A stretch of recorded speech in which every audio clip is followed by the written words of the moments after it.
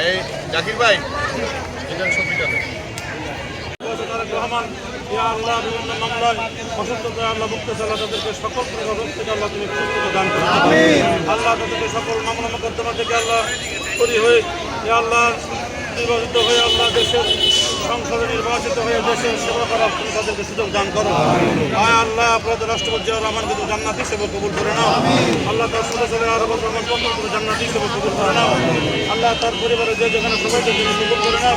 ইয়া আল্লাহ আমাদের এলাকার জনগণের সাথে আমার হাত ভাই ইয়া আল্লাহ জনগণের জন্য দিন রাত